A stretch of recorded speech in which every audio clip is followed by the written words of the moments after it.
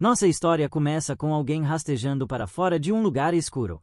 Essa pessoa olha para cima e diz: "O tempo está bem bonito." Acende um cigarro. O protagonista, com uma cicatriz no rosto, ouve alguém perguntar de onde ele surgiu. Um cara loiro está rastejando pelo chão, perguntando se ele vai embora, totalmente sem noção do que fez. Ofegante, ele avisa que outro sujeito está vindo para matá-lo. Nosso protagonista permanece em silêncio enquanto o outro insiste que ainda dá tempo de pedir desculpas. Com um ar sério, o pistoleiro dispara um tiro e diz que o cara no chão está barulhento demais. Do nada, um filhotinho late ao seu lado, chamando sua atenção. O cachorrinho gordinho rola pelo chão, parecendo super fofo. Com um sorriso, o homem mais velho pergunta se seu pequeno companheiro sentiu saudade dele. Olhando para baixo, ele se pergunta se o cachorro está com fome e sugere que vão comer algo, revelando que seu nome é King Gun. Enquanto caminha, descobrimos que seu codinome é Demônio da Batalha, o assassino número 1. Ele passa por uma rua onde uma criança pergunta se pode faltar à escola, e a mãe responde que não, prometendo um agrado se ele se comportar. Nosso protagonista observa a cena e pensa em comprar um lanche para seu amiguinho. De repente, uma mensagem de spam sobre Muri-1 aparece em seu celular, fazendo pensar que pode ser uma nova missão. Um pouco depois, o sol brilha sobre uma loja de conveniência comum. Ele se agacha e pergunta ao cachorrinho o que ele quer comer, decidindo comprar tudo que vê pela frente. Do nada, alguém ao seu lado diz que precisa de um segundo. Confuso, nosso protagonista se pergunta com o que aquela murmuração tem a ver. O cara fala sobre trabalho, e Kim pergunta se ele está resmungando ou conversando com ele. Então, o sujeito em pé confirma que sim, chamando a atenção de Kim. O assassino, com os cabelos cobrindo os olhos, diz que é o momento perfeito para eliminá-lo, exatamente como planejado. Em seguida, acena um tchau para o número 1, que só consegue xingá-lo depois disso. De repente, um tiro ecoa. Enquanto isso, nosso protagonista pensa que este mundo é louco por sonhar. Diz que foi uma morte inútil, mas logo se contradiz, afirmando que, apesar de ter sido eliminado, ainda vai se vingar daquele idiota no inferno. Afundando na escuridão, ele se preocupa com o que vai acontecer com seu cachorrinho. Quando abre os olhos, vê seu fofinho ao seu lado. De repente, uma cabeça careca e brilhante de um sujeito aleatório surge diante dele. Nosso amado pistoleiro pula de pé e dá uma cabeçada naquela figura estranha que acabou de aparecer. Com as mãos na cabeça, totalmente confuso, ele pergunta se acabou de morrer, já que tem certeza de que levou um tiro na cabeça. Preocupado com seu cachorro, sente um alívio ao vê-lo bem ali, ao seu lado. De repente, o monge se levanta e diz que ele finalmente acordou depois de muito tempo. Com a mão no nariz, o careca afirma que o Salvador finalmente respondeu ao seu chamado. Olhando ao redor, nosso protagonista percebe um monte de pessoas gritando que acreditam nele. Totalmente perplexo, ele congela, questionando toda aquela algazarra. Então, alguém se posiciona diante dele e diz: "É um prazer conhecer o Salvador." Esse mesmo sujeito se apresenta como o primeiro ancião da Irmandade Sangrenta. Nosso protagonista o encara, questionando essa história de Salvador, já que não faz ideia do que está acontecendo nem como isso funciona. Mas o careca apenas responde que eles têm uma missão. O jovem deve conquistar o mundo de Murum. O pistoleiro olha para cima, completamente perdido com essa história de conquista. Então se pergunta onde diabos está. Afinal, logo depois, Kim percebe que este não é o mundo que conhece. Na verdade, é um lugar chamado Mihon, em outra dimensão, que ele supostamente deveria conquistar. Aparentemente, foi invocado, mas tudo ainda parece muito estranho. Ele permanece calado, observando todas aquelas pessoas sorrindo para ele. Rapidamente, os sorrisos desaparecem quando nosso herói diz que todos são malucos. Desesperado, ele pega o celular e se pergunta por que foi escolhido, percebendo que não há sinal ali. Levantando-se com determinação, o assassino exige que o mandem de volta antes que comece a soltar palavrões pesados, mas é interrompido com a resposta de que já estão fazendo isso. Então, ele insiste que precisa encontrar o cara que o matou e voltar para casa, deixando o ancião confuso, que começa a achar que aquele homem não é realmente o Salvador. Nosso protagonista confirma: "Não é mesmo", e diz que o ancião deve ter pirado, mandando-o voltar para casa. De repente, risadas ecoam pelo ar. Alguém comenta que está orgulhoso da atitude do protagonista e diz: É assim que um verdadeiro salvador deveria agir. Olhando para trás, ele vê alguém se aproximando e afirmando que, na verdade, o ancião não é careca, simplesmente nunca teve cabelo. Todos arregalam os olhos com a queimação brutal do recém-chegado. O ancião reclama que ele não deveria ter falado daquele jeito. Logo em seguida, o novo personagem para bem na frente do protagonista, dizendo que ele não deveria ser tão insensível e que precisa colocar a cabeça no lugar. Se não tomar cuidado, pode acabar morrendo sem nem perceber. Assim, o líder do culto sangrento, Saúkion, faz sua grandiosa entrada. O pistoleiro sorri com confiança, afirmando que é o velho quem está errado, já que foram eles mesmos que o invocaram. Em pé, ele avisa ao ancião para tomar cuidado com a boca, pois um deslize pode significar a morte pelas mãos do assassino número 1. O ancião corre até ele, implorando que o Salvador não provoque o líder do culto. Mas, surpreendentemente, o sujeito de cabelos grisalhos diz que está tudo bem e que vai cuidar disso. Então, lança um desafio. Se Kim vencer, torna-se o novo líder do culto e pode fazer o que quiser. O ancião tenta dar um conselho, dizendo que é uma péssima ideia, mas é interrompido pelo homem de cabelos cinzentos. O pistoleiro insiste que não quer nada disso, só deseja voltar para casa. De repente, uma pressão esmagadora o silencia. Com os olhos arregalados, ele fica totalmente perdido, sem entender de onde vem aquilo. Logo percebe o perigo ao ver o ancião pronto para desencadear o inferno caso perca. Pensa que nunca sentiu um medo da morte tão intenso, nem mesmo como assassino, mas tenta se acalmar, afinal, o sujeito à sua frente é só um velho, chamado de fantasma do combate. Ele afirma que não teme nada. Quando lhe perguntam se está pronto, o protagonista responde que não precisa se preparar para enfrentar um velhinho. O cara à sua frente sorri com deboche e diz que vamos ver quão arrogante ele ainda estará. Kim rebate dizendo que aquilo não é uma batalha de palavras e dá a ele a chance do primeiro golpe. À distância, o ancião acena, afirmando que não recuará. Em seguida, desaparece num piscar de olhos, como um sussurro no vento. Rapidamente, o rosto do protagonista empalidece quando ele percebe, diante dele, o velho reaparece como uma bala, pronto para desferir um soco. Esse punho, pesado como uma bola de demolição, voa em sua direção. Logo o impacto o atinge, arremessando-o para trás. A explosão de energia do golpe esmaga Kim contra a parede. Ao colidir, ele destrói o local, que racha com a força do impacto. Uma explosão massiva irrompe, mostrando o quão forte o velho realmente é. Aterrorizado e atordoado, o protagonista só consegue cuspir sangue. Sentindo a dor do golpe, o líder do culto caminha até ele e diz que nem consegue desviar dos ataques mais simples. Então questiona se ele é realmente o Salvador. Chama-o de patético e afirma que nem vale a pena matá-lo, até que algo chama sua atenção. É o cachorrinho do protagonista, tentando morder a perna do agressor. Em pânico, o protagonista grita para o cachorro fugir, pois está em perigo, inutilmente. Tenta alertá-los para não tocarem em seu animal de estimação, ou se arrependerão.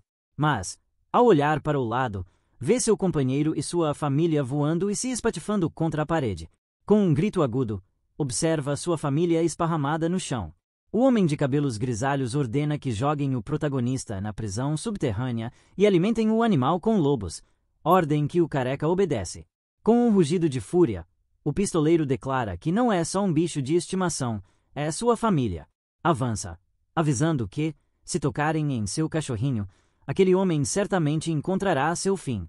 O sujeito se vira e pergunta se ele realmente acha que é tão forte assim. Nosso protagonista se levanta e pergunta: quem você acha que é o mais forte do mundo? O careca, irritado, responde que ele só está provocando seu mestre. O líder da seita, o ancião, observa o provocador, atraído por algo estranho. O careca não entende, mas o líder reconhece que é um objeto incomum. Nosso protagonista então declara: quem tem uma arma é o mais forte. Um tiro ecoa e o brilho da pólvora enche o ar. Ambos observam o projétil voar. O homem de cabelos grisalhos e barbicha se pergunta qual é o propósito daquilo. De repente, sua cabeça é perfurada pelo disparo. O ancião, conhecido como Águia Careca, questiona o que acabou de acontecer, chocado ao ver o líder sangrando. O corpo do líder desaba, gerando uma onda de choque. Aterrorizados, ninguém consegue entender o que realmente aconteceu. Confuso, o homem de barbicha tenta chamar o líder, mas logo solta um grito furioso, ordenando que todos ataquem. Não podem deixar o assassino escapar. Com gritos de guerra, todos avançam em direção ao protagonista. Ele, porém, diz que podem vir todos de uma vez. Afinal, ainda tem mais uma arma em seu arsenal. O som dos disparos explode como trovões. As balas voam em direção aos atacantes. Ele avisa: vocês mexeram com a pessoa errada. Começa um massacre com Kingão em ação. As baixas saltam de dezenas para centenas. Os tiros são precisos, sempre acertando a cabeça. O ancião careca ouve gritos de socorro enquanto os outros tentam derrubá-lo. Em seguida, voltamos ao passado. Um sujeito tenta avisar que já perderam e pede desculpas. Nosso protagonista começa a questionar tudo em que acredita.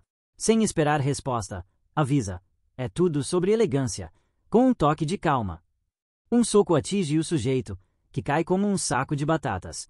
A mão forte se prepara para outro golpe. Nosso protagonista, agora com cabelo curto, diz que vingança também está no cardápio. Fica até um pouco decepcionado, afinal, eles caíram rápido demais. De repente, alguém grita com o jovem. Acha que é o mais forte agora que está sozinho, e acrescenta: sempre há alguém que não pode ser derrotado. Mas nosso protagonista acha tudo isso ridículo. Pergunta: você nem me conhece ou está só fazendo papel de bobo? Quer mesmo descobrir quem é o mais forte? Então, um estalo alto como um rojão o faz pular. Olha para baixo e sente uma dor aguda. O cara à sua frente diz: não importa o quanto você se ache forte, nunca vencerá uma luta só com os punhos. Ajoelhado, nosso protagonista pergunta, com um sorriso irônico: por que está fazendo isso? O sujeito responde, sorrindo: devia ter conversado em vez de atirar na sua perna. E completa, ainda sorrindo: está sendo dramático demais. Foi só um tiro leve. Nosso protagonista xinga baixinho. O outro comenta: é impressionante como a vida muda com um simples estalo de dedos. Sudando de dor, o protagonista pergunta: o que você quer de mim? Com um olhar vermelho e um sorriso malicioso, o careca responde: quero sua ajuda. E vou fazer de você o cara mais forte que já existiu. O sol reflete no cano da arma do protagonista. O ancião careca olha para cima. Uma bala rasga seu braço. O protagonista pergunta: será que agora você entende quem é o mais forte aqui? Desesperado, o careca promete: dou qualquer coisa. Só poupe minha vida. O tempo passa. O ancião pergunta, com voz trêmula: está confortável aí na cadeira? Com um olhar desafiador, nosso protagonista segura firme a arma. Agora, ele é o novo líder do culto. Seu cachorrinho já foi promovido a vice-líder. Uma bala zune rente à orelha do careca sorridente. Ele sente o calor do ferimento. Irritado, o pistoleiro pergunta: você pirou de vez? Eu só quero ir para casa. Percebendo que precisa lidar com quem o atirou, pensa: isso pode ser impossível. O ancião responde: não faço ideia de como voltar. Não existe um jeito. Nosso protagonista, fingindo alegria, canta: ah, então você não sabia. Devia ter dito antes. Aponta a arma para a têmpora do careca e ameaça: vou mandar você direto para o colo do velho líder, lá no inferno. O velho cai de joelhos, implorando por mais alguns dias para consertar as coisas. O medo está estampado em seu rosto enquanto súplica por mais tempo. Irritado, nosso protagonista aperta o nariz e ordena: some daqui. O careca foge, aterrorizado. Nosso herói pensa se deveria simplesmente acabar com ele. Mas, em vez disso, senta-se e relaxa, refletindo sobre toda a situação. Afinal, seu celular não funciona. De repente, o aparelho vibra. Ele o abre. Surpreso, achava que estava quebrado. Vê uma mensagem estranha de alguém oferecendo uma chance de conquistar o mundo de Murum. Reconhece como a mesma mensagem que recebeu antes de morrer, aquela que considerou spam total. Enquanto lê, a irritação cresce. Começa a digitar: por que diabos não consigo responder?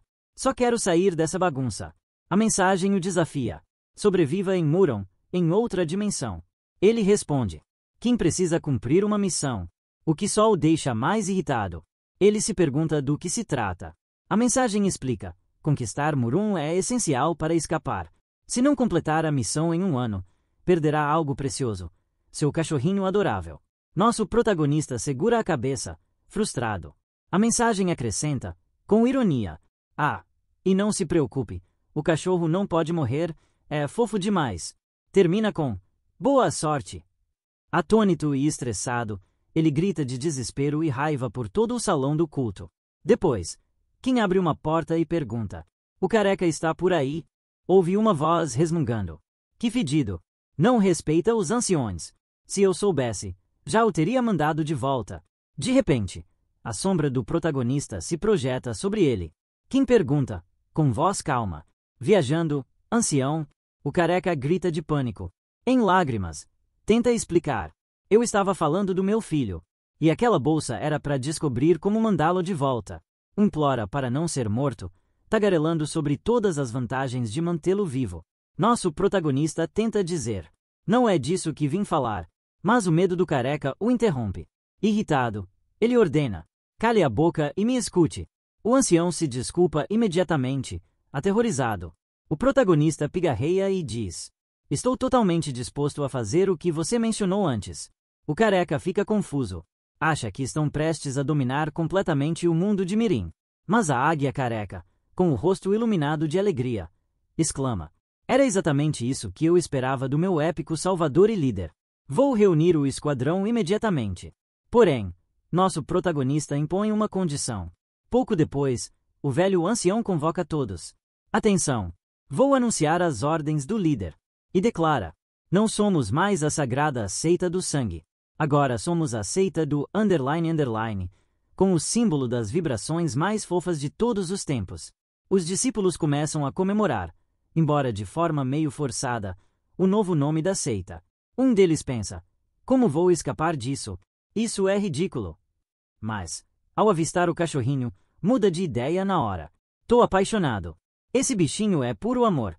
De repente, um sujeito aleatório pergunta ao pequeno: quer casar comigo? Enquanto isso, espalha-se a notícia: o líder do culto demoníaco mudou. Até o nome foi alterado. Um velho observa a paisagem ao ouvir que a seita agora se chama Culto Mongu. Como líder da seita Kunlan, ele conclui que uma nova era está prestes a começar. Curioso, pergunta sobre o novo líder. Dizem que ele usa artes demoníacas absurdas. O velho, intrigado, questiona: isso é sério? O outro responde: são só rumores, mas todos que viram juram. Cada movimento dele faz alguém morrer. Chocado, o ancião pergunta sobre essa arte estranha e descobre que se trata apenas de um estalo de dedos. Aparentemente, o novo líder do culto só precisa estalar o dedo médio. Confuso, o velho insiste: é só isso mesmo. Mas o sujeito ajoelhado só pode adivinhar. Em algum lugar no clã Mongu, alguém grita: essa notícia não faz o menor sentido. Afinal, nosso protagonista derrubou o antigo líder e já assumiu o posto de novo chefe, sem sequer ter o aval dos anciões. Rapidamente, o segundo ancião intervém. Quem é mais forte vira o líder. Ponto final. O ruivo protesta: não tô nem um pouco afim dessa história de Salvador. Mas o mais velho o alerta: cuidado com a língua. Ele é o líder atual do culto. Outro sujeito bate o punho na mesa, demonstrando sua decepção, e impressionando todos ao seu redor. Esse cara gordinho declara, com coragem: fiz sacrifícios enormes pelo culto. Humilhado, continua: abri mão de sono, comida e diversão, e nem sequer me consultaram. O mais sensato do grupo responde: se tem queixas, prove sua força. Mas não se esqueça, o novo líder derrubou o antigo. E, se não tomar cuidado, você pode acabar 6 pés abaixo da terra. O ruivo se vira para a porta, e todos o seguem. Sentindo alguém se aproximar, surge o primeiro ancião, anunciando: este é o novo líder do culto. Os 3 se levantam imediatamente, demonstrando respeito à nova autoridade. De repente, o quarto ancião percebe algo ao lado do protagonista: o cachorrinho fofo que o acompanha. Abaixa-se e pergunta, encantado: como uma criaturinha tão minúscula pode ser tão fofa? Onde você achou esse amiguinho? Com um sorriso sinistro, acrescenta: vou cuidar bem desse novo amiguinho. Mas nosso protagonista o interrompe com um insulto brutal e desfere um soco direto no rosto do ancião. De onde você tira essa coragem? O quarto ancião cai no chão, machucado.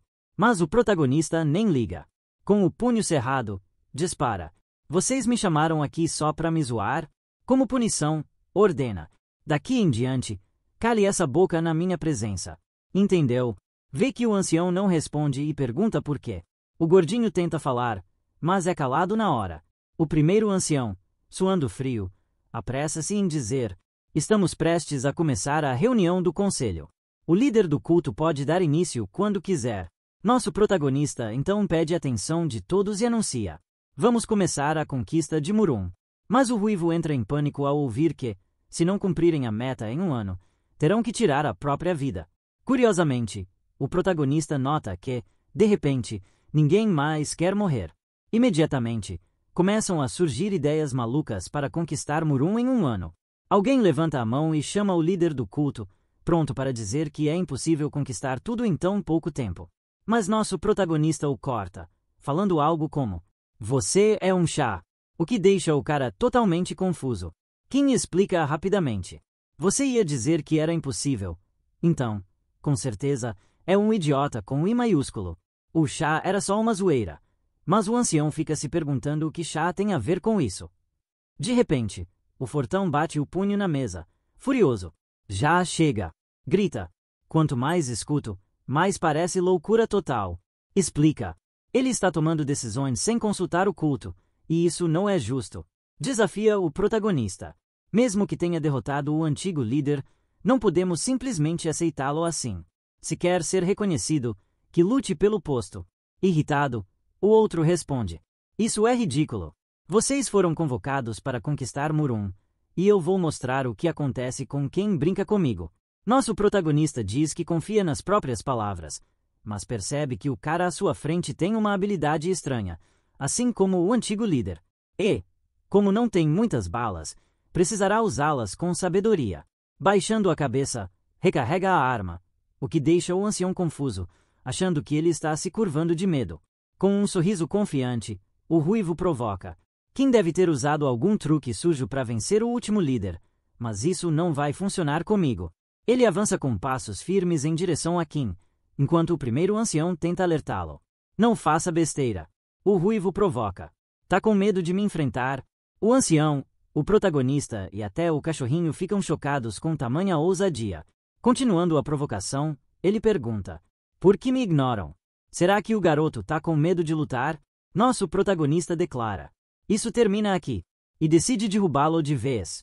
Mas, no exato momento em que puxa o gatilho, algo absurdo acontece. Sua arma se transforma em seu celular. Ele abre o aparelho e lê algo que chama totalmente sua atenção. Com um sorriso sinistro, o ruivo pergunta: por que você não me ataca? Tá se achando o vilão de filme? Mas nosso protagonista se mantém firme e pergunta: tem certeza de que quer me enfrentar? Com passos lentos e confiantes, Kim mostra que não vai recuar. Logo aceita o duelo, mas com uma condição especial que inventou para ensinar uma lição. Meu posto está em jogo. Vai ser divertido ter um duelo especial. O ancião ruivo empalidece. A aura assassina do protagonista o intimida completamente. Em outro lugar, à noite, todos comentam o duelo entre o ancião e o líder. Alguém acha que o novo mestre do culto é imprudente, e que, apesar disso, ainda perdeu para o primeiro ancião careca. A maioria acredita que Dun Wang está na quinta posição por causa de sua força. Mas há mais por trás disso. Sua verdadeira habilidade é virar uma situação em que está prestes a ser destruído, em uma em que o inimigo desaba de exaustão. Em um flashback, um discípulo o ataca com tudo que tem, mas o ancião apenas observa, achando fraco demais. Sua técnica se chama tenacidade, capaz de resistir até ao ataque de um tigre. Por isso, é conhecido como a Fortaleza Móvel. De repente, alguém interrompe. Esses novatos não sabem de nada. O líder do culto é realmente aterrorizante, e eu vi com meus próprios olhos. Era uma manhã tranquila, sem nuvens no céu, quando o caos começou. De repente, com um estrondo de trovão, o líder do culto caiu. Foi aí que a verdadeira batalha começou. Assim que nosso protagonista se moveu, um massacre retumbante se desencadeou. O gordinho ficou paralisado, vendo seus companheiros serem eliminados sem piedade. Mesmo que o oponente fosse só um velhinho fraco, ele não hesitou em acabar com ele. Naquele instante, um apelido perfeito surgiu na mente do gordo: o demônio do terror. Os dois que ouviram acharam a queimação brutal. Mas, de repente, anunciam: o líder e o quinto ancião já estão no local. Está prestes a acontecer a batalha do século. A fortaleza móvel contra o demônio do terror. Imediatamente, o ruivo junta as mãos e pergunta: pronto, porque vou te deixar inconsciente. Kim acha ridículo, mas esperado. Todos estavam prontos para zoar, até o primeiro tiro ser disparado. Um discípulo lembra: o duelo será sob as condições impostas pelo líder, um simples soco. As regras são claras. Os oponentes se revezarão em socos, e quem ficar em pé no final vence. Além disso, o vencedor decide se o perdedor vive ou morre. Logo decidem quem começa. Mas o ruivo questiona: esqueceram meu título? Sou a Fortaleza Móvel. Não vou me arrepender de levar o primeiro golpe. Nosso protagonista acha o cara completamente maluco, mas pensa: por que não aproveitar o momento? Avança e avisa: meu alvo principal será seu peito. O ancião sorri, cheio de si. Você vai se arrepender amargamente de ter dito isso. Num piscar de olhos, todos os músculos do abdômen se contraem, endurecendo seu tórax. Totalmente preparado, grita: venha com tudo que tem. Mas, do nada, um tiro ecoa, acertando o quinto ancião bem na coxa, pegando todos de surpresa. O árbitro e os espectadores empalidecem, chocados com a ousadia daquela jogada suja. O silêncio é pesado. O sangue escorre da perna do ruivo. Nosso protagonista, confuso, pergunta: por que estão todos me encarando? Os discípulos acham que foi só um barulho alto, nada que machucasse um ancião tão forte. Mas, de repente, a parede desaba, e ele sente uma dor como nunca antes. Todos ficam em silêncio, ouvindo o cara no chão reclamar: você disse que ia mirar no peito. Irritado, acusa: que jogada barata. Me enganou. Nosso protagonista, lá de cima, olha com superioridade e sorri. Claro que menti sobre onde ia atirar. O que deixa o fortão ainda mais furioso. Na cabeça do ancião, só há vergonha diante dos membros do culto. Sabe que precisa se levantar para salvar a honra. Suspira fundo e lembra a si mesmo: fica calmo. É a minha vez, e ainda tenho uma perna boa. As veias saltam enquanto ele declara: melhor se preparar, porque meu soco vai sacudir o mundo. Chama o golpe de ataque do tigre, e o batiza de punho do tigre em homenagem à fera. Mas, antes que consiga acertar o golpe, outro tiro ecoa, desta vez, atingindo sua outra perna. Mais uma vez, todos ficam em choque diante da cena absurda. Nosso protagonista, tranquilo, pergunta: por que estão tão horrorizados? O árbitro tenta explicar: nesse tipo de duelo, você tem que esperar a sua vez. Mas Kim o interrompe: quem fez essa regra? Tá na Constituição. Se tiver, me mostra o artigo e o parágrafo que justifiquem isso.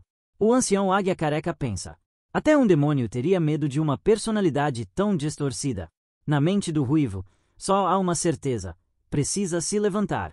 Mas suas pernas não respondem. Enquanto isso, ouve nosso protagonista citar um ditado do seu mundo: você pode sobreviver ao ataque de um tigre se mantiver a calma. Mas ele completa: mentira. Tudo o que você realmente precisa para sobreviver a um tigre é uma arma. O ancião tenta implorar por misericórdia, justificando sua sobrevivência. Mas Kim já tomou sua decisão. Ouve-se um som como de tiro. O ruivo fecha os olhos, esperando a morte. Quando os abre, vê Kim se afastando e dizendo: você vale mais vivo do que morto. Em silêncio, o homem observa aquele gesto inesperado de bondade, e seu coração se enche de uma emoção inexplicável. Coçando o nariz, percebe que talvez esteja começando uma amizade estranha. Mas fica tenso ao lembrar: suas balas acabaram, e ele quase morreu. De repente, um som de notificação o anima. Checa o celular e vê: missão concluída, derrotar o quinto ancião sem matá-lo. Mas então lembra de algo importante e pergunta a Dadu: existem só 4 anciões? A resposta: são 5 no total. O terceiro está desaparecido. Em seguida, vemos um verdadeiro banho de sangue. Uma mulher sozinha eliminando vários homens. Ela fica sabendo de tudo o que aconteceu durante sua ausência. Enxugando o rosto com uma toalha, pensa: eu estava sozinha tentando reviver nosso culto. E, mesmo assim, esse novo cara derrubou o antigo líder e o quinto ancião. Fica animada só de pensar em conhecê-lo. Todos se preparam para partir. Jin Waran, a terceira anciã, está ansiosa para conhecer o novo líder do culto. Alguns dias depois, pela manhã, O protagonista se pergunta por que seu cachorro está tão mal-humorado. Com os olhos arregalados, vê o rosto alegre do quinto ancião lhe desejando bom dia. Assustado, Kim reage na hora, desferindo um soco direto no rosto do ruivo. Sua cara feia me assustou. Explica. Meu punho se moveu por reflexo. O ancião responde. Tô de guarda para garantir que ninguém te interrompa. Se alguém ousar te incomodar, eu vou virar um monstro. Mas Kim só diz. Some daqui. Tô me sentindo ameaçado. O que deixa o ruivo triste. Logo em seguida, o líder pergunta. Por que o careca tá aqui? Afinal, a resposta vem na hora. Fui chamado. Pouco depois, sob um sol escaldante, o pistoleiro dá início à reunião e exige saber. Por que eu fui escolhido? E por que diabos deveríamos conquistar Mihon? Na hora certa, o segundo ancião intervém para explicar. As seitas ortodoxas consideraram o culto do sangue um problema grave, já que não concordavam com nossos valores nem com nossas técnicas de cultivo. O conflito se espalhou, e elas decidiram atacar, sem se importar com crianças ou idosos. Como estávamos em menor número, o culto foi massacrado tanto pelas seitas ortodoxas quanto pelas não ortodoxas. O protagonista pergunta. Vocês não pertencem a nenhum dos dois lados? O ancião responde. Não. Sempre mantivemos nossas crenças e ficamos neutros, até o ataque. Agora, queremos unificar o mundo caótico de Muron sob o seu comando, para que todos possam viver em paz, a paz que só você pode trazer. O ancião tenta dizer que cumprir isso em um ano é impossível. Mas o pistoleiro o corta. Não me importo com paz entre cultos. Não sou herói da Disney. Nenhum país já fez algo tão louco. Então me diga de novo, porque eu sou o Salvador. O primeiro ancião, tenso, admite. Não sei quem te invocou. Isso deixa o jovem ainda mais confuso. Ele descobre que tudo aconteceu durante o ataque da Aliança de Murum. Naquele dia, o caos se abateu sobre o culto. O primeiro ancião tenta gritar. Sou só um servo simples. Mas o sujeito que o intimida rebate. Claro que não. Com essa roupa extravagante, você é claramente importante. O homem prestes a matá-lo não percebe uma terceira figura se aproximando sorrateiramente. Quando sente a presença mais perto, pergunta, confuso, de onde esse cara surgiu? Mas um único movimento do desconhecido é o suficiente para calá-lo para sempre. O ancião careca grita de terror ao ver que, com um único golpe, o sujeito torceu o pescoço do agressor. Numa tentativa desesperada de sobreviver, o ancião tenta bancar o descolado. Tô doente. Não me resta muito tempo de vida. Mas pula de susto quando um pergaminho estranho é jogado em sua direção. A figura misteriosa declara. No momento certo, o Salvador que unificará todo Muron aparecerá, e você precisa estar pronto para recebê-lo. Com o pergaminho nas mãos, o ancião só consegue fazer perguntas. A figura sombria se vira rapidamente e diz: quando você ler, tudo fará sentido. Nosso protagonista percebe que aquele cara é um completo enigma. Mas o ancião nota algo marcante. Ele é careca, igual a mim. O protagonista ouve e pensa. Será que carecas têm aperto de mão secreto ou algo assim? Então, aquele homem foi quem o trouxe a este mundo, mas seus objetivos continuam um completo mistério.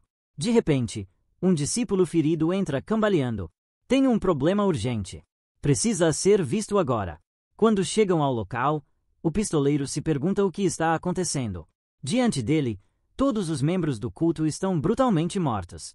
O responsável se desculpa pelo desentendimento com o novo líder do culto e explica. Agimos assim porque não nos deixaram entrar. Esse sujeito se chama Gaungopon, líder da seita da espada fantasma. O protagonista pergunta. O que é essa bagunça toda? Se fosse só um mal-entendido, não haveria tantos corpos por aí. Com a espada em punho, o homem explica. Estava esperando o momento perfeito para destruir o culto do sangue. Quando soube que o antigo líder foi eliminado por um forasteiro, não consegui me segurar. Agora temos uma desculpa perfeita para caçar esses perdedores como presas. Irritado com tanta conversa, o protagonista rebate. Vocês só querem reivindicar uma casa vazia. Com um sorriso convencido, o vaidoso responde. Você é esperto, garoto, mas agora que sabe dos nossos planos, o que vai fazer? Kim dispara de volta. Se eu fosse mesmo esperto, você já saberia o que está por vir. Alguém atrás do gigante fala. Não há razão para o líder assumir o comando. O antigo já se foi, e este gigante com machado vai cuidar do menino. O protagonista se assusta ao ver o tamanho da arma e pergunta: sério que vai tentar cortar minha cabeça com isso? Determinado, o gigante responde: é óbvio. E farei rápido, para você não sofrer. Kim o observa se aproximar e pensa: na verdade, ele é bem rápido. De repente, algo chama sua atenção. Ele não está mais segurando sua arma. Desarmado, vê a figura monstruosa prestes a acabar com ele. Mas, então, um som estranho ecoa, e o gigante recua bruscamente. Surpreso, vê Ketchup voando por toda parte. Quem o defendeu diz: é pura audácia atacar nosso chefe bem na nossa frente. O ancião corpulento afirma: esse golpe nem vai deixar marca. O ruivo entra na conversa. Atacar o líder do clã Mongu e tratá-lo mal é um dos crimes mais graves que existem. Com toda a fúria, o fortão desfere um uppercut colossal no gigante. A força do golpe é tão absurda que até os membros da outra seita sentem os ossos tremerem. Com Ketchup escorrendo da mão, o ruivo declara: a sentença de vocês é morte. Sem apelação. Atrás deles, Kim pensa: o quinto ancião realmente se superou dessa vez. Se jogar bem suas cartas, pode até dominar Muron, e não é algo tão improvável assim.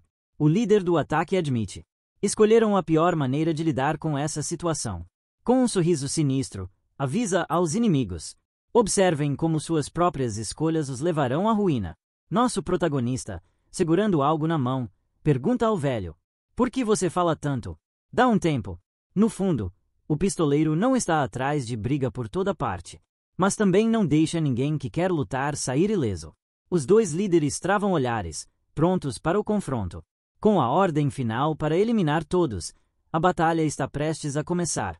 Ao ouvir o comando do chefe, os dois anciões ficam imediatamente mais sérios. O ruivo avança em disparada, gritando: estava esperando por este momento. Nosso protagonista percebe que, na verdade, ele é útil em situações assim.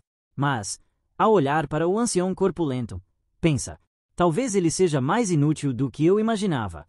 Assumindo uma pose dramática, o ancião cai no chão, flexionando todos os músculos.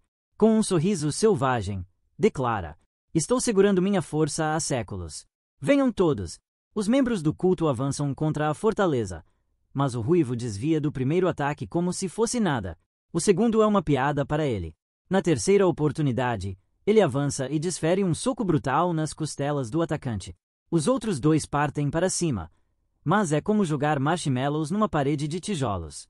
Com um movimento rápido, o quinto ancião derruba os dois com facilidade, mas percebe tarde demais que deixou uma brecha na defesa. Atrás dele, um atacante se aproxima, achando que pode eliminá-lo. Ouve-se o som de algo cortando o ar, mas o quinto ancião permanece em pé, aparentemente atingido. O discípulo se gaba: essa espada foi um presente do meu pai. Mas o ancião sorri e agarra a lâmina com a mão nua. Com um estalo, quebra a arma que tanto significava para o rapaz. Depois, agarra o atacante pelo pescoço. O discípulo arqueja enquanto o ruivo o levanta sem esforço. Esmaga sua cabeça no chão com força brutal. Com um sorriso, o ruivo diz: essas habilidades são ridículas. Sentindo uma presença atrás de si, o ancião se prepara para outro ataque. Mas, surpresa, é seu irmão, cobrindo suas costas. Outro discípulo avança, desafiando: será que você consegue lidar com isso? Seu rosto se contorce ao perceber algo absurdo. O ancião corpulento, com voz séria, lembra: não posso ter nenhuma cicatriz no corpo. Preparando-se para socar, avisa: pense nas suas escolhas idiotas, lá no inferno. O discípulo sente o soco no rosto, mas fica chocado. Foi tão fraco. Confuso, o ancião pergunta: tá me encarando por quê? Quer mais? E confirma: o fortão não consegue bater forte de jeito nenhum. Nosso protagonista observa, enojado, o cara gordinho que parece um porco. Dois inimigos avançam contra ele. Acham que o jovem é burro por virar as costas, e que só vence com truques. Enquanto se aproximam, dizem: vamos ter o prazer de acabar com você. Mas, num piscar de olhos, o da frente simplesmente desaparece. Nosso protagonista reaparece atrás dele. Tá olhando pro lado errado. O discípulo implora por misericórdia, mas seu pescoço já está torcido além da recuperação. Seu companheiro, em choque, assiste em silêncio. Quando volta à realidade, tenta xingar o protagonista, mas Kim o interrompe, jogando ketchup no ar. Com aquele movimento simples, o topo da cabeça do cara some. Em tom frio, Kim olha de lado, vê outros correndo em sua direção e diz: "Isso tá ficando chato." Irritado, pensa: "Estão me subestimando, achando que sou um alvo fácil." Com agilidade absurda, Kim salta sobre os atacantes e os elimina com golpes precisos em seus pontos fracos. Move-se tão rápido que só se vê sua sombra voando pelo ar. Um dos discípulos percebe uma figura sinistra se aproximando. O golpe é tão forte que sua cabeça é esmagada contra o chão. O pistoleiro deixa uma lição. Antes de lutar, descubram contra quem estão lutando. Vemos o ancião ruivo cercado por uma multidão, encharcado de ketchup. Pensa que a bagunça finalmente acabou. Mas, do nada, vê um ataque vindo e desvia por pouco. Felizmente, não foi atingido. O impacto foi tão intenso que rachou o chão ao seu redor. Levantando-se, pronto para contra-atacar, declara: "Isso é pelo líder do culto." E repreende. Ataques surpresa mostram total falta de honra. De repente, sua visão começa a embaçar. Uma névoa roxa perturba sua mente. O líder da seita da espada fantasma ri. O veneno não é tão forte assim. Preparando-se para atacar, promete: "Vou mandar você direto para o antigo líder do culto." Mas, com um olhar feroz, o ancião avança, bloqueia o golpe com a mão e empurra de volta. As energias colidem, gerando uma onda de choque que arremessa guerreiros para longe. O ruivo percebe: o veneno está atrapalhando suas artes internas. Kim observa o caos, preocupado. Cadê minha arma quando mais preciso dela? Então, vê algo correndo em sua direção. É seu cachorrinho, Mongu, trazendo sua arma de volta. Não consegue conter um sorriso pelo pequeno herói. O jovem pistoleiro sabe: vencer sem arma é difícil. Com poucas balas restantes, precisa ser inteligente. Mas não pode deixar aquela ameaça viva. Olhando para cima, vê algo estranho se aproximando. O quinto ancião cai de joelhos. O líder da outra seita se gaba. O prestigiado culto Sangue da Morte finalmente será dissolvido. Assumiremos o controle total do novo culto. Mas ele não vê as correntes se enrolando ao seu redor. De repente, duas figuras atacam, envolvendo aço em seu pescoço. A terceira anciã cai do céu como uma fera selvagem. O líder da espada fantasma implora por misericórdia, mas é partido ao meio por um único golpe de uma lâmina curta. A terceira anciã diz: "Queria mostrar respeito, mas a vibe estava errada. É o primeiro encontro deles." Ela se apresenta: "Sou J.X.N.1, capitã do grupo Aço Sangrento." Nosso protagonista a observa com um olhar frio. Percebe que ela é esquisita, mas talvez mais útil que os outros anciões. Ela saca sua adaga, curiosa para testar as habilidades do novo líder do culto. Sua imagem borra com a velocidade e aparece diante de Kim como um raio, ansiosa para ver quem derrubou o antigo líder. Kim é pego de surpresa pela energia dela. O corte vem rápido. Ela achou que só o assustaria, mas sua reação ágil a faz pensar: ele não venceu por sorte. Aperta a adaga com mais força e decide atacar de novo. Como se lesse sua mente, o protagonista avisa: "Na segunda vez, não vou segurar." O ancião percebe que ele segura a arma lendária, de que tanto ouviu falar. Acha que não é grande coisa, e decide testá-la. Mas, de repente, sente uma vibração estranha vindo dele. É como se o universo sussurrasse: seu próximo movimento pode ser o último. Diante dela, aquele cara parece o demônio mais temível do mundo. Até o ancião águia careca sente o peso do momento. Rapidamente, ela se recompõe e diz: "O mais forte deve liderar o culto. Este teste é necessário." Juntando as mãos, pede desculpas pelo jeito brusco com que agiu. Nosso protagonista permanece em silêncio, achando que ela é meio maluca. À distância, vemos o gigante caído ao lado de seu machado, mas ainda respirando. Com o punho cerrado, ele se pergunta: será que desmaiei por um segundo? Reconhece a força de quem o nocauteou. Com olhos gelados, Kim olha de lado ao ouvir alguém chamá-lo de bastardo. É o gigante, sorrindo com confiança. "Meu líder vai acabar com vocês e torturá-los até a morte." Olhando para baixo, vê o homem que deveria protegê-lo, deitado no chão. Lembra-se do aviso que recebeu. Foi uma péssima ideia. De repente, vê o espírito do antigo líder, que balança a cabeça em desaprovação. A noite cai. Nosso protagonista insiste que conseguiu resolver as coisas.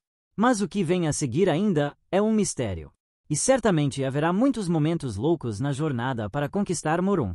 Neste mundo, há pessoas que podem te arremessar com um soco e até rachar o chão com uma espada.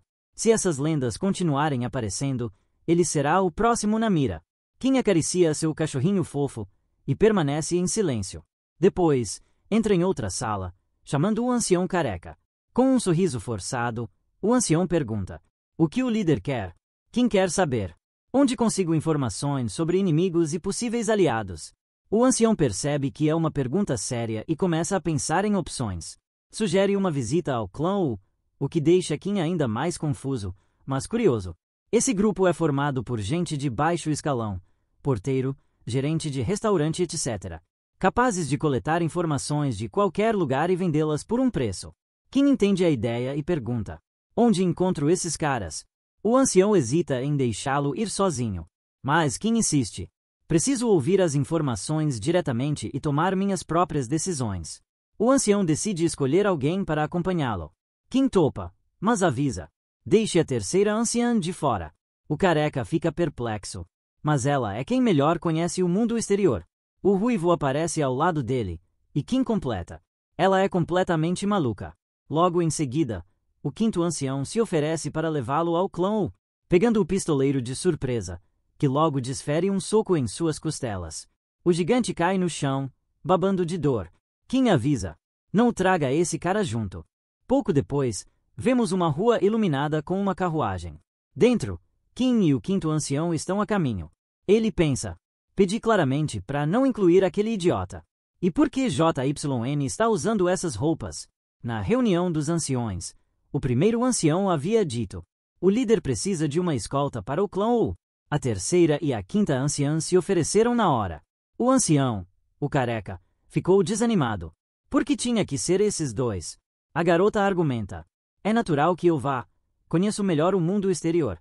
O ruivo rebate: eu deveria ir. Sou praticamente grudado no líder. JYN, confusa, aponta: isso não faz sentido. Você nunca teve coragem de visitar o clã Wu, o que deixa o fortão ainda mais furioso. Começam a discutir, ambos querendo acompanhar o protagonista. O ancião careca observa o caos e não faz ideia do que fazer. Kim pensa em como vai dar um jeito naquele careca na próxima vez que o vir. Rapidamente, o cocheiro intervém. Já está tarde. Melhor passarmos a noite aqui. A rua está movimentada à noite. Alguém cumprimenta o pistoleiro. Como podemos ajudar? O ruivo responde: precisamos de alguns quartos para a noite, além de comida e bebida. O anfitrião responde, animado: claro, fiquem à vontade. Mas, de repente, alguém arromba a porta como se estivesse fazendo teste para luta livre.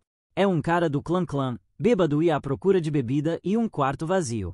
Ele exige: arranjem um quarto para mim, mesmo que tenham que expulsar alguém. O estalajadeiro responde: os últimos quartos foram reservados pelos recém-chegados. O bêbado, sem reconhecer o dono, manda: some daqui e arrume outro lugar. Então, percebe algo no grupo do protagonista. A mulher deslumbrante, a terceira anciã, com um olhar maldoso, pergunta: de onde você surgiu? E se apresenta: sou discípulo da primeira geração do grande clã Kunlu. Você não deveria andar com gente de classe baixa. Por que não passa a noite com alguém tão feio quanto eu? O quinto ancião, irritado, pensa que o jovem deveria enfrentar aquele idiota, mas lembra-se de como sua discussão foi interrompida por um mestre de chá. Outro sugere: devemos escoltar o líder do culto, mas sem causar alvoroço. Tremendo de raiva, o quinto ancião avisa: se isso continuar, vou procurar outro lugar. O discípulo arrogante pergunta: por que estão tão nervosos? Mas, num instante, leva um chute poderoso na virilha e perde o equilíbrio. O protagonista olha para baixo, com ar superior. Com expressão furiosa, o arrogante pergunta: como você ousa fazer isso? Não vou segurar mais nada. Mas um chute rápido no queixo o interrompe, e o ketchup que ele ia comer voa pelo ar. Foi o protagonista quem desferiu o golpe, como um jogador de futebol marcando um gol de placa. Em tom sério, ele avisa: chame seus amigos. Estarei esperando. Depois grita: cadê a comida? Tô morrendo de fome. Desesperado, O ruivo percebe que está numa enrascada. Enquanto permanece em silêncio e tenso, a terceira anciã observa, pensando que não conseguiu impedir o caos. Os companheiros do discípulo arrogante avançam com armas em punho. Mas a mulher arremessa uma faca na direção deles. A lâmina se crava no peito de um dos discípulos. O outro grita, apontando para a faca cravada. Ela me acertou. E vira-se para a anciã. Covarde. Mas, antes que termine a frase, um chute rápido atinge sua cabeça, calando-o no meio da palavra. A terceira anciã aterrissa com suavidade, apoia-se com a mão no chão e desfere outro chute direto na clavícula do cara. O impacto é tão forte que sua cabeça balança como boneco de mola. Com estilo, ela se levanta e chama sua equipe, escondida nas sombras. Duas figuras surgem, quase como se tivessem sido invocadas por magia. As mulheres perguntam: "A capitã nos chamou?" Ela responde: "Temos muito trabalho pela frente. Deixei os caras vivos de propósito. Agora, apliquem neles uma droga alucinógena para apagar as memórias. E joguem-nos num bar com algumas prostitutas. Depois disso, darei novas ordens." Com seriedade, acrescenta: "Preciso conversar com o líder do culto." O protagonista se pergunta se ela vai atacá-lo de novo. Os três estão sentados à mesa, sob uma luz brilhante. A mulher pergunta: "O líder sabe quem eram aqueles caras?" Ele responde: "Não faço ideia." Ela explica: "Eram discípulos do clã Cland, parte da Aliança Murmur. Já nos causaram problemas antes. Se essa notícia vazar, aquele pesadelo pode voltar. E eu não vou perder meu culto de novo. Porque agora o vejo como minha família." O protagonista permanece em silêncio, mergulhado em pensamentos. Logo, uma memória surge. Ele se vê criança, em um orfanato decadente, vivendo em condições precárias. A mulher insiste: "Precisamos evitar a todo custo qualquer confronto com a aliança de Mihran." O protagonista, sério como sempre, promete: "Vou ter isso em mente, não importa o que aconteça." O quinto ancião se surpreende. É raro o líder do culto concordar tão facilmente. Então, o protagonista pergunta: "O clã Wu tem ligação com a aliança de Mor?" Ela responde que não. Percebe que ele parece cansado, mas reforça a necessidade de cautela e designa o quinto ancião para protegê-lo. O ruivo pergunta: "Para onde você vai?" Ela responde: "Vou garantir que nenhuma prova do que aconteceu vaze. Boa viagem de volta." Pouco depois, o ancião chama o líder. "Chegamos." O protagonista brinca: "Demoraram uma eternidade."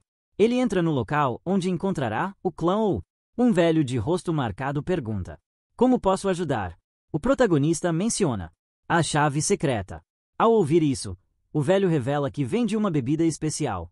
Puxa uma alavanca escondida e convida o grupo a segui-lo. Descem as escadas, tranquilos. O velho diz: "Entrem." Quando as portas se abrem, são recebidos pelo anfitrião do clã Wu, o gerente provincial. Ele acha o clã Mongu um pouco estranho. Já foi super prestigiado, agora é só bagunça. Não é inteligente ser gentil com eles. Com tom arrogante, pergunta: "O que os traz aqui?" O quinto ancião, irritado, nota a soberba do anfitrião ao olhar para eles de cima. O protagonista ignora o tom e parece confuso. Com um sorriso, o gerente aponta: "Estão me ignorando. Sou expert em lidar com gente assim." Começa a zombar. Será que minha vibe tá estranha? O ancião fica ainda mais irritado, sentindo que o cara quer se livrar deles. Mas o protagonista só sorri e desata a rir. O gerente ri também, achando que o protagonista está curtindo a piada. Ambos riem alto, quase de forma sinistra. Mas, de repente, o sorriso do gerente desaparece. "Chega. Isso é perda de tempo." O protagonista pergunta ao aliado: "O clã realmente não tem ligação com a aliança de Mur?" Recebe um sim como resposta. Aponta para o arrogante à sua frente e ordena ao quinto ancião: "Haja." Entendendo o recado, o ruivo avança com um punho de tigre e esmaga o rosto do gerente. O golpe é tão forte que o cara atravessa várias portas subterrâneas. O protagonista se aproxima e diz: "O pistoleiro não é burro por ter rido com você. Um líder de culto veio pessoalmente. E você devia mostrar um pouco de respeito." Vira-se para o velho, achando que ele é o verdadeiro chefe. O ruivo pensou que Kim agiu por impulso, mas não percebeu que o velho era, de fato, o gerente real. Surpreso, o velho chama o gerente atacado, que, na verdade, é mesmo o verdadeiro chefe. O quinto ancião fica ainda mais confuso, fazendo uma cara engraçada. O protagonista percebe seu erro, dá uma risadinha e mostra sua imaginação fértil. À distância, um homem mascarado observa a cena. Com uma técnica estranha, começa a desaparecer como névoa. Outra pessoa, no telhado, pergunta: onde está o líder do clã Mongu agora? Um discípulo responde: está no clã Ou, na província filial, com o quinto ancião. Mas adivinha? Tiveram um pequeno contratempo no caminho com discípulos do clã Kun. Um sujeito importante se enfurece. Isso não vai ficar assim. E envia uma mensagem ao clã do protagonista. Estão vindo para um confronto lento e doloroso. O dono do estabelecimento morde os lábios de raiva, furioso por terem ousado mexer com ele, e jura: nunca vou deixar isso passar. O protagonista intervém. Chega. Sente-se para conversar. O cara ajoelhado insiste. Minha vida é insignificante e não importa. Mas o protagonista rebate. Melhor sentar, ou vai levar uma surra. Logo, o sujeito, agora limpo e arrumado, pergunta: o que traz um líder de culto a este lugar? O protagonista responde: quero informações sobre quem está transando com a Aliança de Mur. O cara acena com a cabeça. Você veio ao lugar certo. Mais alguma coisa? O protagonista pergunta: existe algum grupo que possa reforçar nossa força? O homem levanta uma sobrancelha. Está planejando começar uma guerra. O protagonista: sério? Responde: preciso mesmo explicar? Diz o cara. O gerente solta: essa informação é ouro. Quero pelo menos $2.000 em dinheiro vivo. Sei que é muito, mas vai manter os idiotas felizes. Quem decide dar uma lição ao amigo? Tudo é inútil quando a morte está em jogo. O ruivo entende na hora. O gerente, confuso, pergunta: o que estão tramando? Posso baixar o preço? O ancião avisa: melhor estar pronto para viver na miséria e perder um membro. Quem elogia: pegou rápido. O gerente, suando, diz: não posso entregar a informação de graça.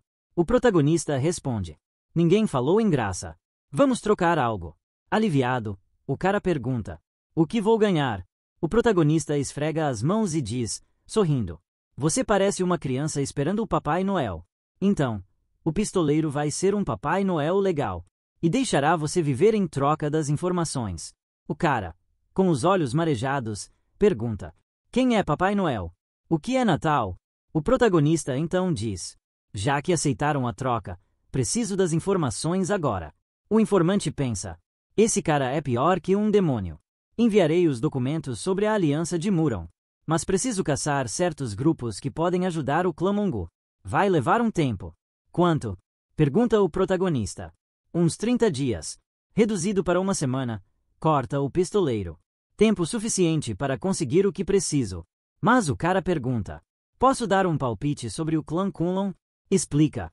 Essa seita faz parte da Aliança Taoísta e fica no topo de uma montanha coberta de neve. Chegar lá não é moleza.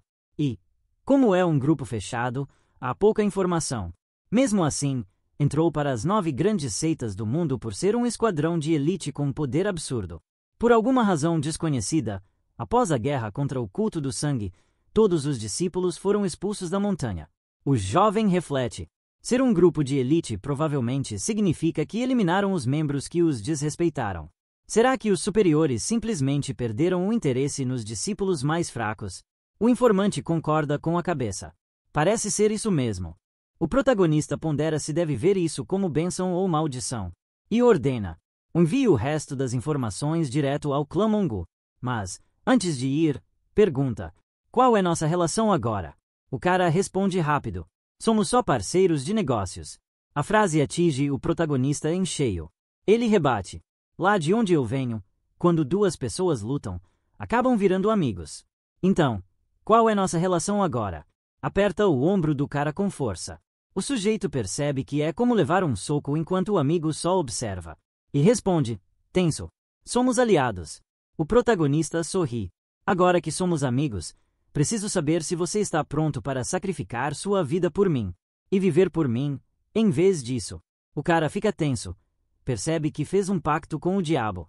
Mas o protagonista, com calma, garante: você estará sob meus cuidados. Afinal, somos praticamente irmãos agora. Vemos a carruagem voltando ao clã. O protagonista pergunta: A terceira anciã ainda está no distrito? A resposta: provavelmente sim. Ela costuma sumir depois de mandar mensagens. De repente, algo passa voando por perto, assustando os cavalos, que relixam como se tivessem visto um fantasma. O ruivo grita: o que foi isso? Mas era só um membro do esquadrão da terceira anciã. Todo desculpas. Tivemos que bloquear a rua por causa de uma emergência. Preciso voltar ao clã Mongu por minha própria segurança. Sério mesmo. Nosso protagonista ouve o que o vice-líder Yananok, da equipe corrente de sangue, disse. E, ao chegar ao culto, pergunta: quem são essas pessoas? Uma carta informa: a seita do sangue negro está chegando. Preparem-se para um confronto. O ancião careca pergunta: você já deu o spoiler sobre essa seita? O protagonista responde: seja breve. Dê os detalhes. Esse grupo é envolto em rumores e notório por ser uma organização brutal. Ganham dinheiro com assassinatos e não hesitam em cometer atos cruéis. Não importa a idade, gênero ou crença. Se o pagamento for bom, fazem o serviço. Após o resumo, vemos Kim mergulhado em pensamentos, provavelmente planejando seu próximo movimento. O careca comenta: eles não jogam pelas regras. Provavelmente enviaram a carta com planos de te eliminar depois. Mas sem estresse, tenho um plano na manga. À noite, os guardas avistam alguém se aproximando sorrateiramente. Um deles aponta a lança e ordena: pare, ou sofrerá as consequências. A pessoa avança devagar. Recebem ordens para não se aproximar mais. O ancião havia dito: se alguém suspeito aparecer, ataquem na hora.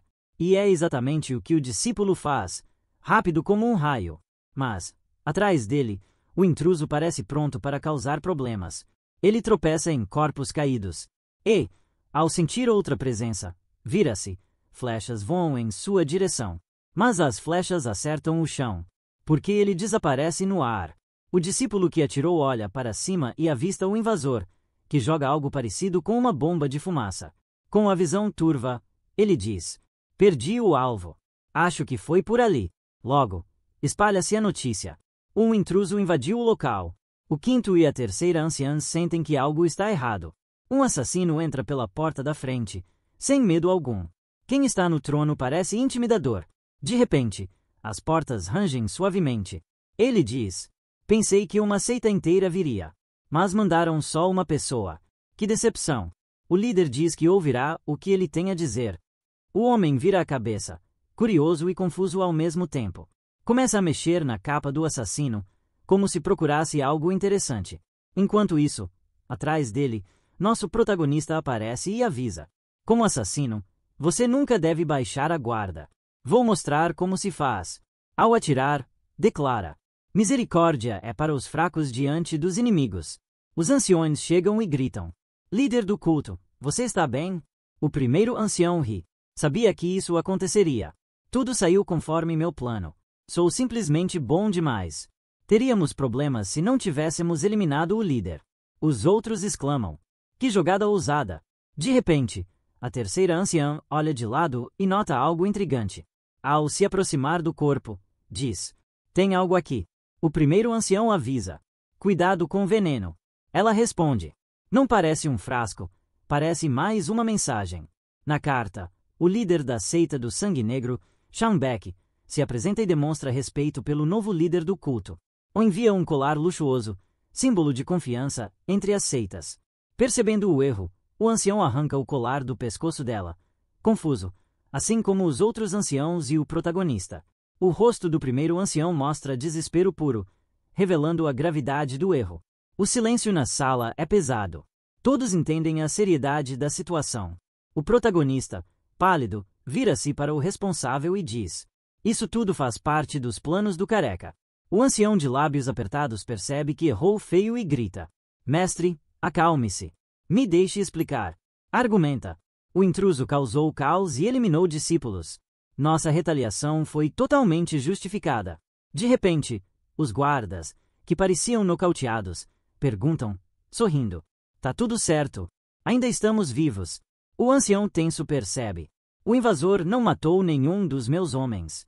O que só piora as coisas. Começa uma reunião. O segundo ancião avisa: se esse escândalo vazar, a aliança de Murum descobrirá nossos planos. E isso pode arruinar tudo. A terceira anciã sugere: precisamos assumir o erro e pedir desculpas à seita do Sangue Negro. O ruivo bate o punho na mesa, furioso. Por que pedir desculpas a uma seita aleatória? Começa um debate acalorado. O careca levanta a mão, ansioso para falar. Tenta apresentar uma ideia que surgiu com o caos. O protagonista permite. Pode falar, mas esteja preparado para o que vem depois.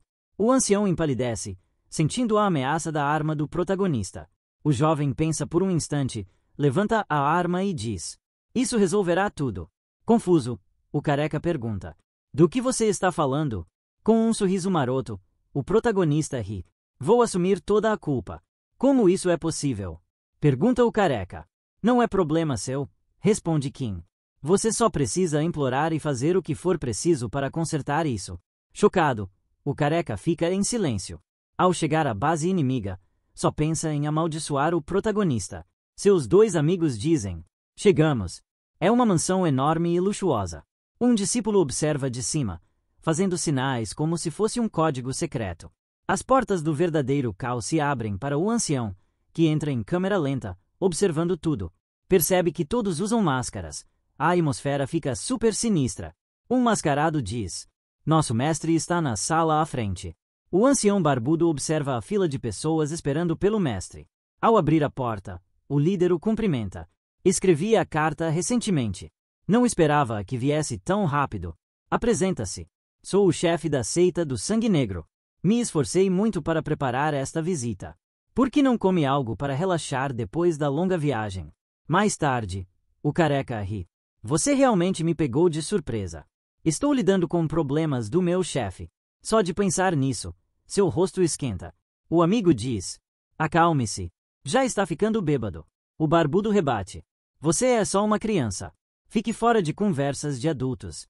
Logo, o líder do culto pergunta: por que quem enviou a mensagem ainda não voltou? Sob pressão, o ancião revela: houve um acidente na ponte para o clã Mongo. Apesar dos esforços, não conseguimos salvá-lo. O resultado inesperado foi a morte do meu discípulo mais valioso. A figura permanece em silêncio, sem demonstrar tristeza. O ancião aperta os punhos, com medo pela própria vida, sem entender a reação por trás da máscara. Mas o líder ri. Não precisa se desculpar. Afinal, você é só um cara qualquer. Encorajado, o careca concorda, achando que está sendo gentil. A figura mascarada se levanta e pergunta: o colar que enviei chegou ao pescoço do mestre? Com um sorriso, o careca confirma: sim. Ele adorou o presente. O líder olha pela janela, tira a máscara e revela um sorriso maligno. É melhor que seu homem esteja morto. Mas eu gostaria de ter conhecido o mestre para me desculpar pelo que está por vir. Confuso, o ancião, menos tenso, pergunta: o que você quer dizer? Com um sorriso irônico, o líder responde: agora estamos em igualdade. Meu subordinado precioso morreu, e seu culto acabou de perder seu poderoso mestre. O careca fica ainda mais perplexo. O líder explica: o colar continha uma vela altamente venenosa, inodora e incolor. Quem ficar no mesmo ambiente por muito tempo absorve o veneno. Em um dia, fica paralisado. E, eventualmente, morre, incapaz de se mover. Percebendo a gravidade, o ancião empalidece. O colar está com seu mestre. Grita: como você pôde fazer algo tão cruel? O líder responde: calmo. Não fiz nada de errado. Se o velho está bravo, que morra.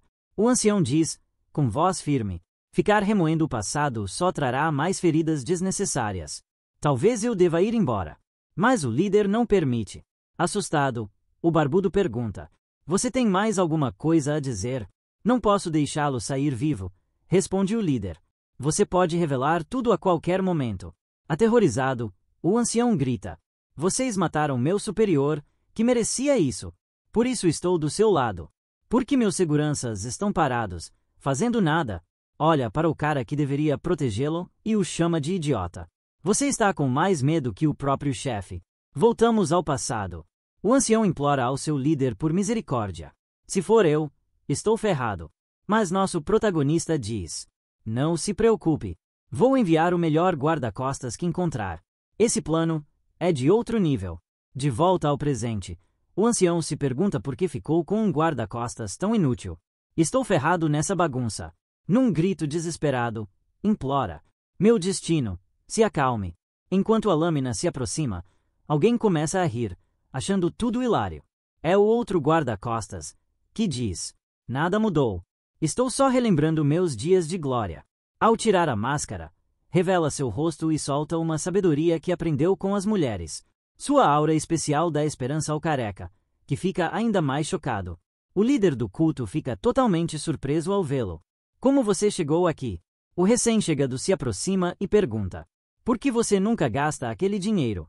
A resposta é simples. Ele aponta uma arma para o inimigo e diz: ninguém dá presentes caros sem querer algo em troca.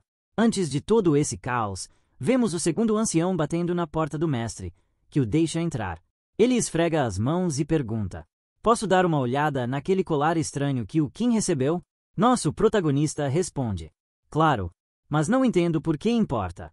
Só cuidado, meu cachorrinho está brincando com ele. Quando o cara pega o colar, examina e confirma: eu estava certo. Dentro do acessório, há uma vela ultra-venenosa. Nosso protagonista empalidece. Então, não era um presente. O segundo ancião diz: o primeiro ancião estava certo.